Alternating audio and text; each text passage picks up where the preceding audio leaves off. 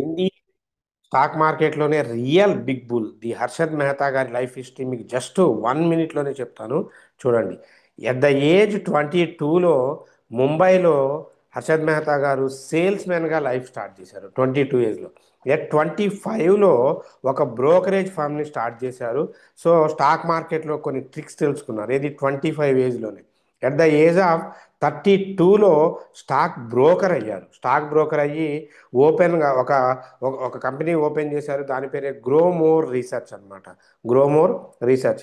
ఏ age 36లో so ఈ banking సెక్టార్లో ఉన్న లూప్ హోల్స్ని యూజ్ చేసేసి స్టాక్ మార్కెట్లో మ్యానిప్లికేషన్ చేశారు. సో దాని ద్వారా కొన్ని కోట్లు సంపాదించారని ఒక రూమర్ అయితే ఉంది. అలాగే 37కి వచ్చేసరికి ఏజ్ 36 నుండి 37 1 ఇయర్ స్పాన్లోనే ఆయన బిగ్ బుల్ అన్న టైటిల్ని గెయిన్ చేశారు. బిగ్ బుల్ అంటే ఆ రేంజ్లో మనీ సంపాదించి ఇండియాలోనే అడ్వాన్స్ హైయెస్ట్ ట్యాక్స్ పేయర్ అయ్యి లావిష్ లైఫ్ని ఎంజాయ్ చేశారు.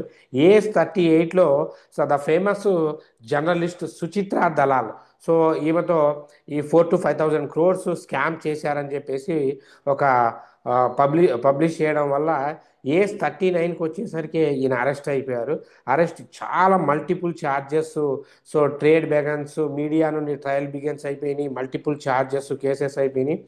ఏజ్ 43కి వచ్చేసరికి పాపం కస్టడీలోనే గురువు గారు the great big bull Harshad Mehta గారు చనిపోయారు. అంటే 22 నుండి 43 జస్ట్ స్పాన్ ఆఫ్ 21 ఇయర్స్లోనే ఇండియన్ ఎకానమీనే కంప్లీట్గా చేంజ్ చేసిన ద గ్రేటెస్ట్ బిగ్ బుల్ 1 ఇయర్లోనే బిగ్ బుల్ అన్న టైటిల్ గెలుచుకున్నారు.